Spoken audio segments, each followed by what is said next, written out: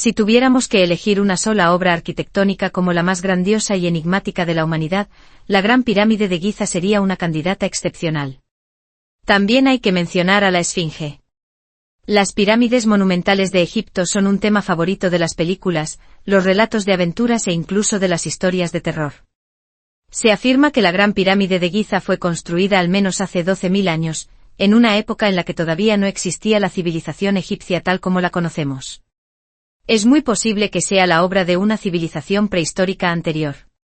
Hasta hoy no existe una respuesta oficial, completa y precisa para los enigmas que rodean a esta pirámide. No es casualidad que entre las 7 maravillas del mundo antiguo, la de Giza ocupe el lugar más destacado y sea la única que aún permanece en pie. Los aspectos extraños. Según la interpretación convencional, los egipcios del Imperio Antiguo habrían levantado las pirámides de Giza alrededor del 2500 a.C. Pero esta tesis presenta varias fisuras.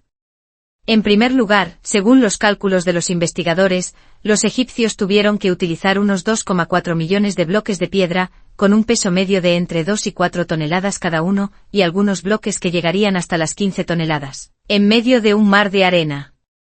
¿Cómo pudo el Egipto antiguo transportar todos esos bloques y levantar con ellos estructuras de tamaño colosal? Se han propuesto muchas teorías y conjeturas para explicar este enigma, pero, desde el punto de vista de la arquitectura y la ingeniería, ninguna resulta del todo convincente. En segundo lugar, el complejo piramidal de Giza fue diseñado y construido de una forma completamente diferente. Las pirámides no tienen una estructura de armazón interna. Son los propios bloques cortados y colocados con precisión, los que les dan estabilidad y resistencia. Además, en su interior no aparecen los habituales símbolos religiosos ni jeroglíficos, lo que alimenta la sospecha de que no fueran construidas por los egipcios que conocemos, quienes siempre llenaban las tumbas reales de inscripciones sagradas.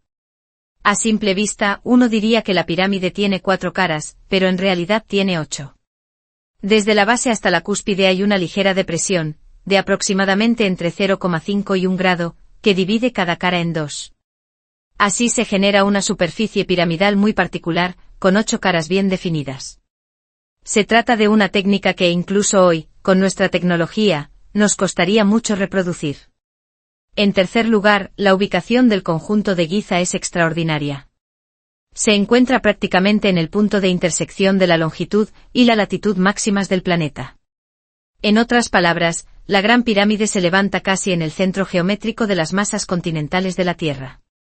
Además, las 3 pirámides principales, Khufu, Khafre y Menkaure, no solo se alinean con precisión en el terreno, sino que también reproducen la alineación de las 3 estrellas del cinturón de Orión.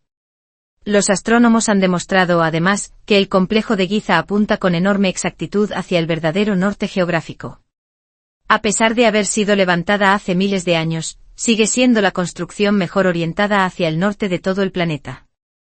La pregunta es inevitable: ¿cómo pudo una civilización de hace más de 2000 años lograr una capacidad de medición y de observación astronómica tan precisa? Una nueva hipótesis. Para explicar estas características tan peculiares, 2 autores, Quickand y Márquez Etienne, propusieron una datación distinta para la Gran Pirámide de Giza, respaldada por varias pruebas. Sostienen que la Gran Esfinge fue colocada antes que las pirámides y debió tallarse aprovechando un gran promontorio rocoso natural, en una época anterior a que las arenas del desierto cubrieran la zona. En una entrevista con el diario británico Express, un investigador llamado Khan afirmó: la Esfinge tuvo que ser tallada antes de que hubiera arena. No se puede esculpir una roca que ya está enterrada bajo la arena. El único periodo que cumple esa condición sería de hace unos 12.000 años, cuando todavía no existía la civilización egipcia conocida. Por otro lado, los arqueólogos han descubierto que los sedimentos de hasta 4,3 metros de espesor que rodean el basamento de la pirámide contienen gran cantidad de conchas fósiles, datadas en casi 10.600 años. Todo esto sugiere que las pirámides y la Esfinge tuvieron que ser construidas hace, como mínimo, 12.000 años, y que quizá ya estaban allí antes del inicio de la última glaciación. Si aceptamos esa diferencia temporal tan grande, entonces estas tumbas monumentales no habrían sido obra de los egipcios del Imperio Antiguo. Conviene añadir un detalle curioso, citado en algunos manuales de historia de la civilización. Se cuenta que al introducir monedas oxidadas en el interior de la pirámide, después de algo más de un mes las monedas vuelven a brillar como nuevas. O que si se deja un vaso de leche fresca en su interior, incluso después de un mes no cambia de color ni de olor. Las frutas que se depositan dentro tras 15 días conservan su frescura. No se deshidratan ni se pudren como cabría esperar. Por eso se sospecha que los egipcios simplemente descubrieron por casualidad las extraordinarias propiedades de conservación de la pirámide y empezaron a usarla para guardar momias. Más tarde habrían estudiado el fenómeno y levantado otras versiones más pequeñas del mismo modelo. Otro detalle interesante es que los arqueólogos han encontrado numerosos restos óseos que atribuyen a una raza de gigantes, datados en unos 12.500 años, la misma época en que supuestamente se alzó la Gran Pirámide, y no solo en Egipto, sino en diferentes lugares del mundo. Se calcula que estos seres, en vida, medían entre 4 y 12 metros de altura. Con esa estatura, la construcción de pirámides colosales no sería más difícil para ellos de lo que para nosotros resulta hoy levantar un rascacielos. Entonces, ¿quién construyó realmente estas obras? En este punto algunos historiadores están convencidos de que esas estructuras gigantes se levantaron hace muchísimo tiempo por una civilización sumamente avanzada, situada en algún lugar del planeta, quizá la mítica Atlántida, que habría sido destruida por un cataclismo global. Uno de ellos afirmaba: he llevado a cabo varias investigaciones y he encontrado conexiones entre las pirámides y un continente sumergido. Podría tratarse de Atlántida. Cuando Atlántida se hundió, algunos grupos se dispersaron por todo el mundo. Es muy probable que uno de esos grupos se estableciera en Egipto y, con su alto nivel tecnológico, levantara las pirámides que vemos hoy. Nadie más, decía, podría haber hecho algo así. Requería un grado de conocimiento técnico extraordinario. Es posible que las 3 pirámides menores de Giza sí hayan sido erigidas por los egipcios, porque están dentro de sus capacidades. Pero sostener que la pirámide más grande, con unos 2.250.000 bloques de piedra, algunos de ellos de hasta 250 toneladas, fue levantada solo por los antiguos egipcios resulta difícil de creer. Ni siquiera hoy, con todas nuestras máquinas, moveríamos con facilidad semejantes pesos. Si esto es así, la civilización que las construyó estaría, en ciertos aspectos, mucho más avanzada que la nuestra. La existencia de civilizaciones prehistóricas. La idea de que han existido otras civilizaciones avanzadas antes de la nuestra ya no es solo una especulación. Los arqueólogos han hallado numerosos yacimientos y objetos sorprendentes que parecen apuntar en esa dirección. En junio de 1968, un coleccionista llamado William Master, residente en Springville, Utah, encontró una losa de piedra de unos 5 centímetros de grosor. En su superficie aparecía la huella fosilizada de un zapato humano, y encima de ella, aplastado, el fósil de un trilobites. Los científicos quedaron desconcertados. El trilobites es un animal marino desaparecido al final del período pérmico, hace unos 250 millones de años. ¿Cómo es posible que un ser humano, calzado, pisara una criatura extinguida cientos de millones de años antes de nuestra especie? Esa huella fósil tiene una antigüedad de cientos de millones de años. ¿Cómo puede ser real? Según lo que sabemos, Galileo fue quien inventó el telescopio en 1609 en Italia. Sin embargo, en Perú se halló una piedra con una antigüedad de unos 30.000 años, grabada con la figura de un hombre vestido con ropas modernas que sostiene un telescopio y observa las estrellas, los planetas y un cometa. Otras piedras muestran escenas que parecen representar transfusiones de sangre, trasplantes de órganos e intervenciones quirúrgicas muy complejas. Si se interpretan desde el punto de vista estricto de la teoría de la evolución, todo esto es prácticamente imposible de explicar. Otro ejemplo llamativo, en 1972, una planta francesa importó mineral de uranio procedente de una mina en Okeilo, en la actual Gabón, África. Para su sorpresa, los ingenieros descubrieron que parte del uranio ya había sido quemado, es decir, utilizado. Se inició entonces una investigación sobre el terreno. Los resultados mostraron que aquel yacimiento correspondía a un reactor nuclear de grandes dimensiones, que habría estado en funcionamiento hace 1.800 millones de años y operado durante cerca de 500.000 años. Su diseño era tan eficiente y su disposición tan racional que, según varios expertos, la tecnología actual apenas podría reproducir un sistema así. Y estos no son los únicos casos. Existen muchos otros yacimientos y artefactos difíciles de encajar en el cuadro tradicional, diseminados por todo el planeta. Algunos científicos con valentía han reconocido que probablemente han existido distintas civilizaciones avanzadas en épocas muy remotas, que florecieron y desaparecieron varias veces a lo largo de una historia enormemente extensa. La verdad sobre nuestro origen, por tanto, podría ser muy distinta de lo que nos han contado los libros de texto, que describen a la nuestra como la única civilización humana avanzada que ha existido en la Tierra y sostienen que venimos directamente de los primates. Solo quienes se atreven a superar prejuicios arraigados y se acercan a estos hallazgos con una mente verdaderamente crítica pueden empezar a vislumbrar lo que quizás se aproxima más a la realidad. En este contexto hay otro personaje que encierra un enigma histórico, Tutankamón. Nació en Egipto hacia el año 1341 a.C. con el nombre de Tutankaton, que significa imagen viva de Atón. Más tarde, ya como faraón, adoptó el nombre de Tutankamón y gobernó unos 10 años, hasta su muerte, alrededor del año 1324 a.C. con apenas 19 años. En el campo de la ciencia y de la arqueología, Tutankamón es un ejemplo clásico de personaje lleno de incógnitas. ¿Quién fue realmente? Los misterios de su vida y de su muerte permanecieron enterrados durante miles de años y solo en tiempos recientes han empezado a salir a la luz. Los análisis genéticos han confirmado que Tutankamón era nieto del gran faraón Amenhotep III y con casi total seguridad, hijo de Akenatón, también conocido como Amenhotep IV, una figura muy controvertida de la dinastía 18 del llamado Nuevo Reino, entre aproximadamente 1550 y 1295 a.C. Su madre habría sido una de las hermanas de Akenatón. En el momento de su nacimiento, Egipto atravesaba turbulencias políticas y sociales profundas. El padre de Tutankamón había prohibido el culto a los múltiples dioses tradicionales y promovido la adoración exclusiva del dios solar Atón. Por eso se le conoce como el faraón hereje. Los súbditos se vieron obligados a venerar únicamente a esta deidad. El brusco cambio religioso desestabilizó por completo la sociedad. La capital se trasladó de Tebas a Amarná, y Akenatón volcó toda su energía en la reforma religiosa, descuidando por completo los asuntos internos y externos del reino. El choque entre las viejas y las nuevas élites hizo que Akenatón se volviera cada vez más autoritario, y su gobierno se fue deteriorando.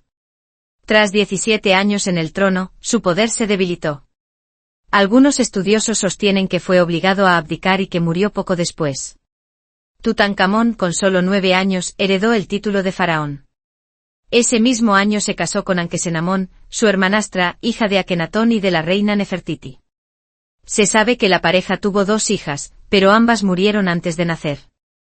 Dado que Tutankamón subió al trono siendo un niño, los primeros años de su reinado estuvieron controlados por un regente de edad avanzada, llamado Ay, que ostentaba el título de visir. Ay contaba con el apoyo de Horemheb, el principal general de Egipto. Los dos revocaron los decretos de Akenatón y restauraron el culto politeísta tradicional. Tutankamón ordenó que la corte regresara a Tebas e inició un proceso de restauración. Su objetivo era que los dioses volvieran a favorecer a Egipto. Mandó reparar santuarios, reanudar obras en el gran templo de Karnak y supervisó la construcción de estatuas monumentales, como los leones de granito rojo de Solet. Mientras la política exterior había quedado abandonada bajo Akenatón, Tutankamón intentó restablecerla y obtuvo éxito en varios frentes. Tras su muerte, el cuerpo del faraón fue momificado de acuerdo con las creencias egipcias. Se consideraba que el cuerpo del rey debía preservarse para que el difunto pudiera vivir en el más allá. Durante años se especuló sobre la posibilidad de que Tutankamón hubiera sido asesinado. Era alto pero físicamente frágil. Padecía una malformación dolorosa en el pie izquierdo que le dificultaba caminar. Muchos investigadores vincularon este problema al hecho de que fuera fruto de un matrimonio consanguíneo dentro de la familia real. Los análisis de ADN revelados en 2010 confirmaron que sus padres eran hermanos. Además, el cráneo del joven faraón presenta un orificio en la parte posterior. En su día, algunos historiadores interpretaron esto como una prueba de que alguien lo golpeó mortalmente en la cabeza. Sin embargo, estudios más recientes han demostrado que ese agujero fue producido durante el proceso de momificación. Una tomografía computarizada realizada en 1995 mostró que Tutankamón se había fracturado la pierna izquierda poco antes de morir, y que la herida se infectó. El ADN extraído de la momia presenta señales claras de infección por malaria. La combinación de los daños físicos, la infección y la enfermedad parasitaria explican plausiblemente su muerte prematura. Aún así, muchos arqueólogos y divulgadores siguieron buscando respuestas, y así nació la leyenda de la maldición de los faraones. Algunos especialistas sostienen que las inscripciones jeroglíficas en las paredes de la tumba lanzan amenazas muy explícitas: cualquiera que perturbe el descanso del rey sufrirá una muerte dolorosa. Se han registrado más de 10 muertes misteriosas entre los miembros de las expediciones que entraron en la tumba, atribuidas en muchos medios a la maldición de Tutankamón. A comienzos de 1923, el arqueólogo británico Howard Carter y su mecenas, Lord Carnarvon, llevaron a cabo la ceremonia de apertura de la tumba en el Valle de los Reyes. 2 meses después, Carnarvon murió por una septicemia causada por la picadura de un mosquito en la mejilla. La prensa de la época no tardó en presentar su muerte como prueba de la maldición. Sin embargo, varios expertos propusieron una explicación más terrenal. Señalaron que en algunas momias se habían detectado hongos extremadamente tóxicos. Y que las paredes de la tumba podían estar cubiertas por colonias de bacterias capaces de atacar el sistema respiratorio. Otros especialistas, a su vez, descartaron esta hipótesis, alegando que Carnarvon ya sufría diversas dolencias crónicas antes de acercarse al sepulcro de Tutankamón. Décadas más tarde, las circunstancias poco claras que rodearon la muerte de una decena de personas relacionadas con la excavación siguen siendo un misterio abierto. En 2002, la revista médica British Medical Journal analizó varios de estos casos. El estudio detectó un dato peculiar: la supuesta maldición parecía no afectar a los egipcios nativos. El fenómeno hasta hoy no cuenta con una explicación definitiva.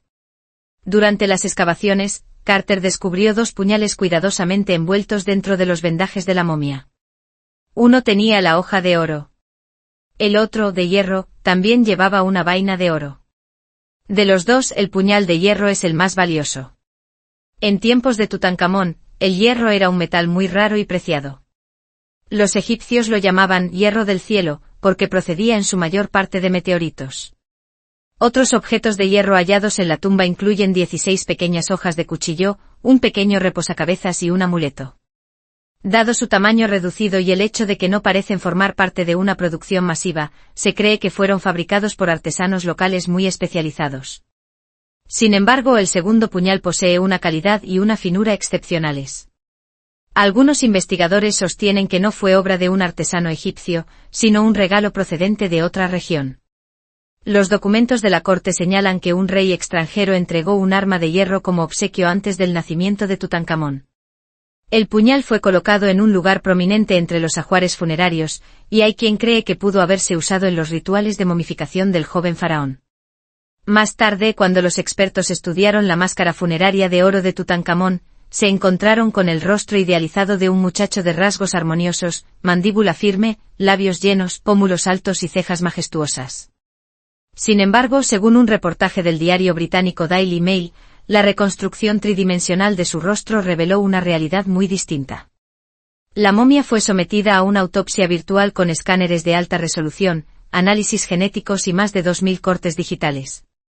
Los científicos dedicaron un gran esfuerzo a recrear el aspecto real del faraón para compararlo con la teoría de que había sufrido heridas faciales en un accidente de carro o en un asesinato.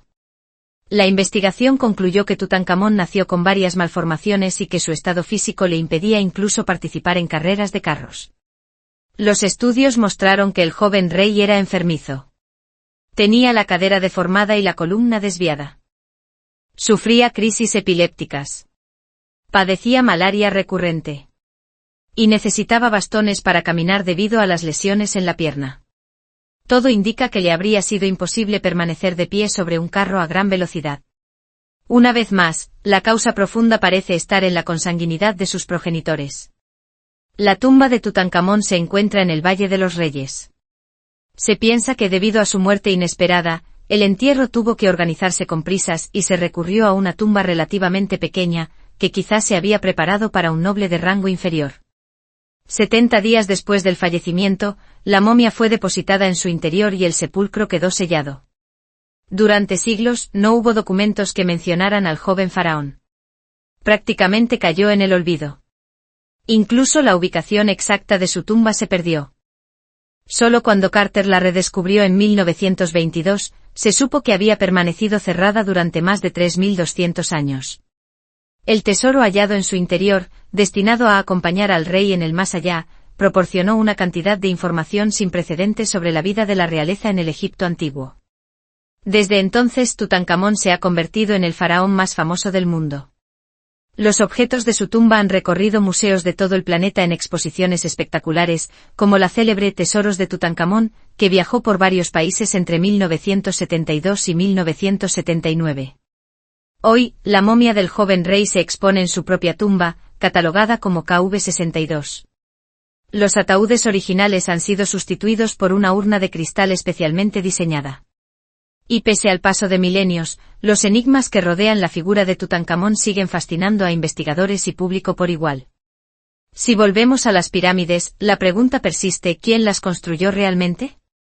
Los conocimientos científicos y técnicos que parecen encerrar son tan vastos que uno no puede evitar sentir admiración.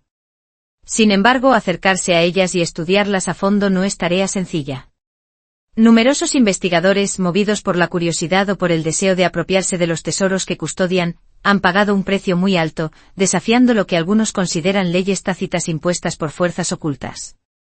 Las pirámides egipcias funcionan, en esencia, como tumbas monumentales de los faraones. Se las considera una de las 7 maravillas del mundo antiguo. La mayoría de las grandes pirámides se erigieron durante las dinastías 3 Abi. Estas estructuras grandiosas han sobrevivido a más de 4000 años de cambios, guerras y catástrofes. La mayoría se agrupa en torno al actual El Cairo, en la meseta de Giza, en la orilla occidental del Nilo. Aún hoy, se levantan desafiantes hacia el cielo, atrayendo a viajeros de los 5 continentes.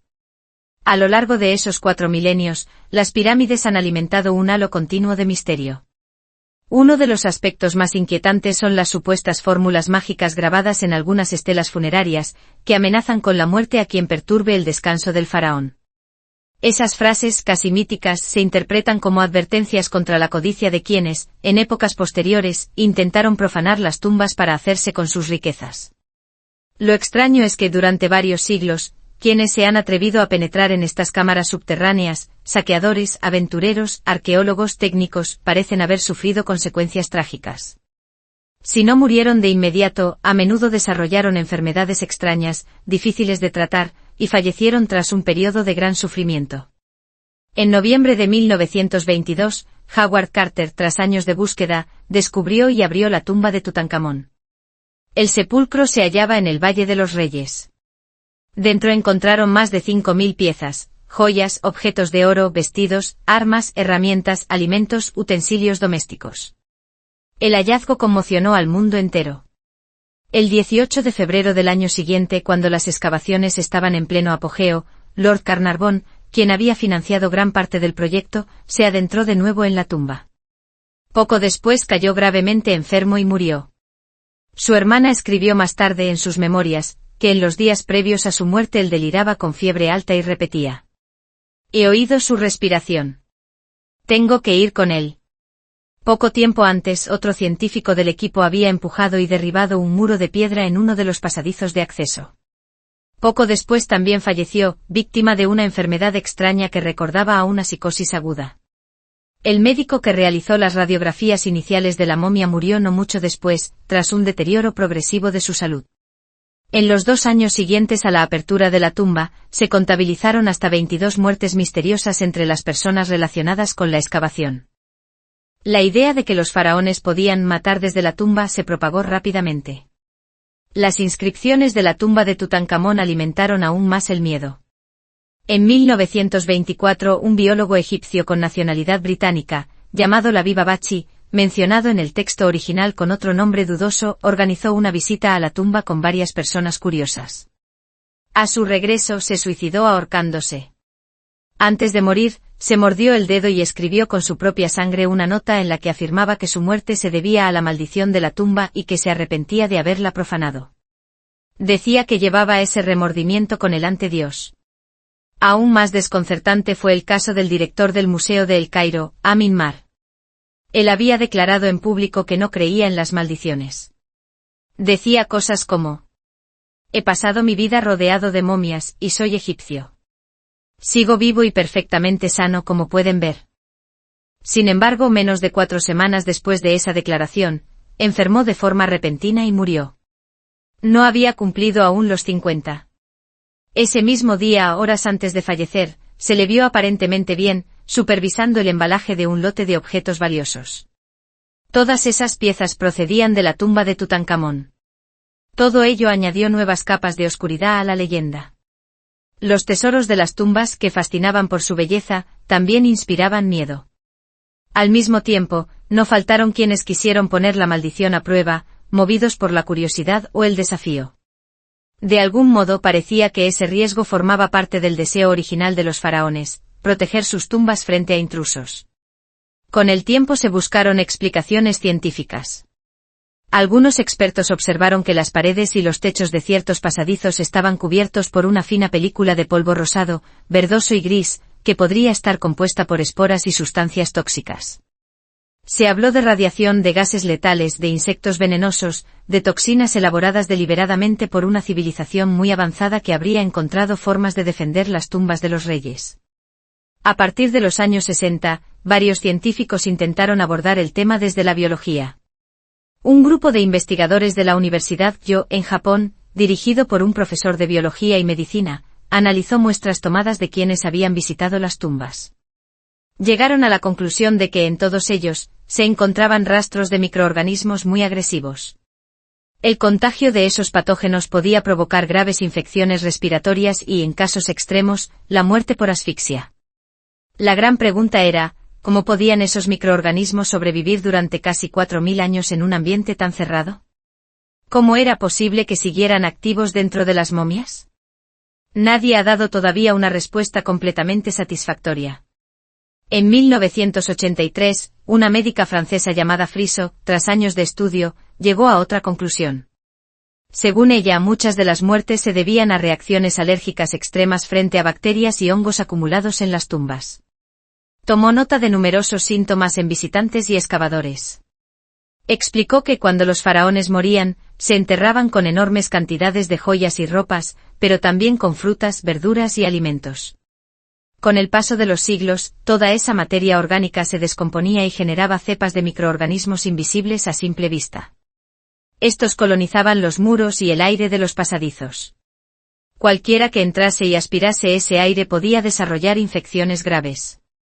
Se cita el caso de un epigrafista, Don Michelin, que entró en una cámara recién abierta para copiar inscripciones aún cubiertas de polvo y murió poco después por una infección fulminante.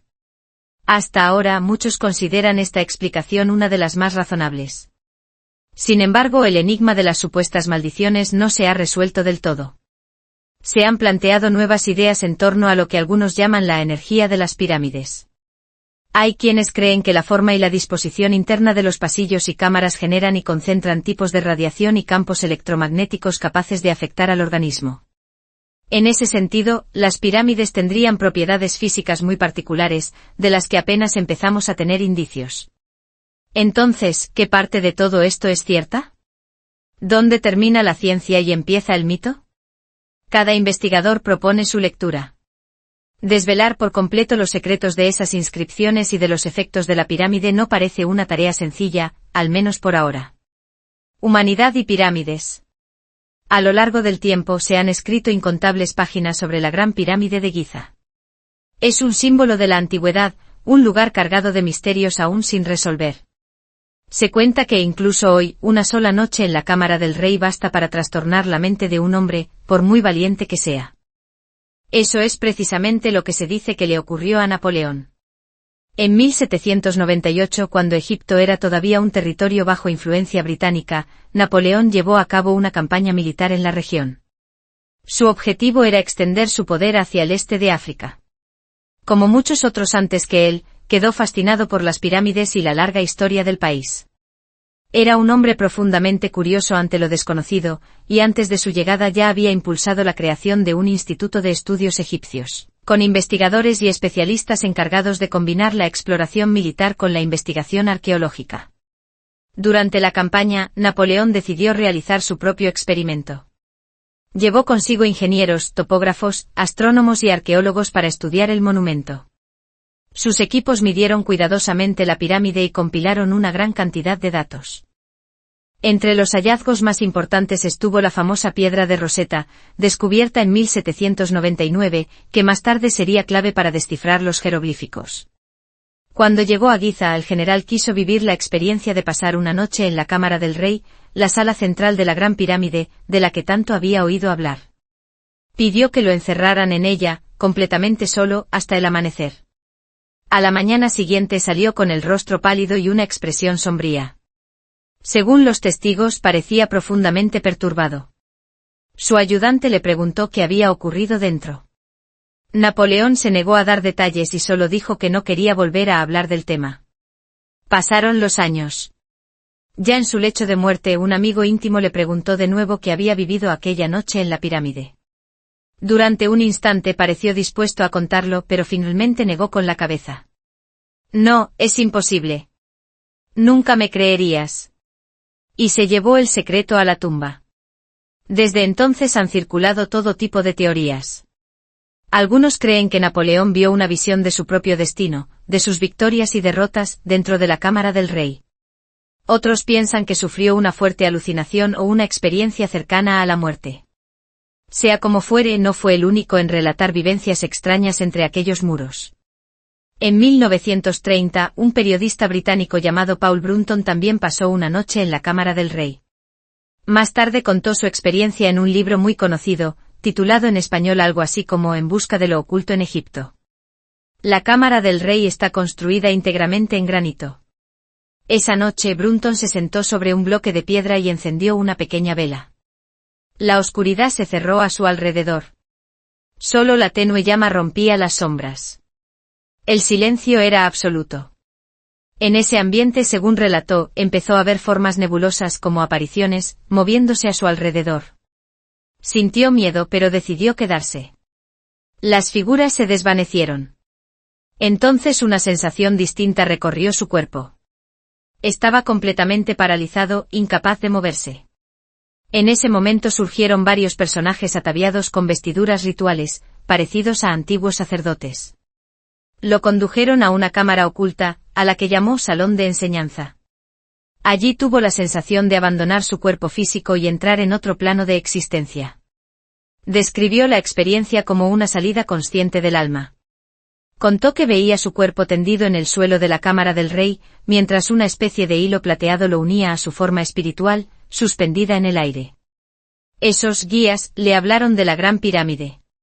Le dijeron que había sido construida durante la Cuarta Dinastía, entre los años 2580 y 2560 a.C., y que estaba relacionada de algún modo con el ciclo de una antigua civilización, la de Atlántida. Según ellos, esa cultura brillante habría existido realmente, hasta que un diluvio catastrófico hundió el continente miles de años atrás. Brunton dedicó muchas páginas a describir estas revelaciones. También afirmó que le mostraron distintas cámaras y pasadizos ocultos, explicándole los secretos que guardaban. Cuando despertó al amanecer, tenía la sensación de que todo había sido muy real. Estaba convencido de que los sacerdotes que vio eran espíritus que todavía habitaban el interior de la pirámide. Los especialistas, por su parte, tienden a interpretar estos relatos como experiencias visionarias. Pero algunas ideas asociadas a ellos han llevado a nuevas investigaciones. Si aceptamos la posibilidad de que exista una dimensión, no material, de la existencia, la pirámide podría entenderse como un lugar donde se produce un cierto tipo de interacción entre cuerpo y conciencia. El alma, en ese esquema, no desaparecería con la muerte, sino que seguiría existiendo. Para que esa alma conservase su integridad, el cuerpo tendría que mantenerse en buenas condiciones. Tal vez esa sea una de las razones por las que los egipcios se esforzaron tanto en preservar las momias reales y almacenarlas en un lugar tan singular como la pirámide, donde las condiciones físicas parecen favorecer la conservación. Los científicos que han estudiado el entorno de la cámara del rey han observado que está rodeada por una capa de granito especial, al que algunos llaman piedra del alma. En esa zona se ha detectado un campo eléctrico capaz de producir pequeñas descargas.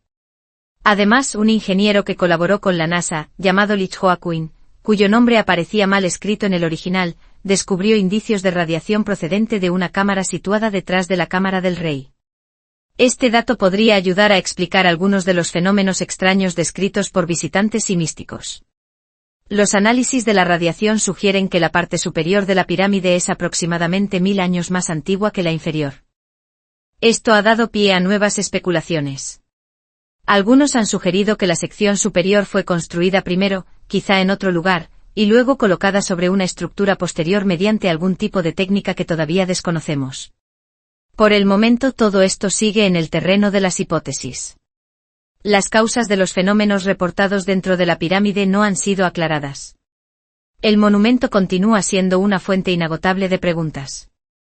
Años más tarde, un periodista escocés llamado W. Spencer, nombrado en el texto original como With Spence, conocido por sus obras sobre Atlántida, mundos perdidos, secretos antiguos y métodos educativos de civilizaciones desaparecidas, afirmó que la Gran Pirámide también encierra profecías.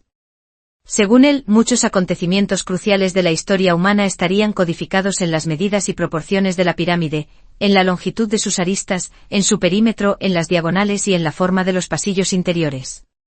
Otros expertos se sumaron a este enfoque. El ingeniero Davidson, por ejemplo, dedicó 25 años a estudiar la estructura. Presentó sus resultados en un libro titulado La Gran Pirámide, mensaje para los tiempos modernos. Incluía 80 láminas con diagramas y 97 tablas comparando datos arqueológicos, históricos y astronómicos, con el fin de demostrar que la pirámide contenía mensajes cifrados sobre el pasado y el futuro de la humanidad. Otro investigador, el astrónomo John Greaves, cuyo nombre aparecía mal escrito en el original, estudió Giza ya en el siglo XVII. Él y un coronel inglés llamado Vise gastaron buena parte de sus fortunas personales midiendo y documentando la pirámide. Entre otras cosas, se interesaron por el modo en que su orientación respondía al fenómeno de la precesión de los equinoccios y al cambio gradual de la posición de la estrella polar. Los egipcios parecían saber que el eje de la Tierra no siempre apunta a la misma estrella. En el pasado, la estrella polar fue Tuban en la constelación del Dragón. Hoy, la estrella que ocupa ese lugar es Polaris en la Osa Menor. En el futuro será Gamma Cepei, llamada Mega en el texto original.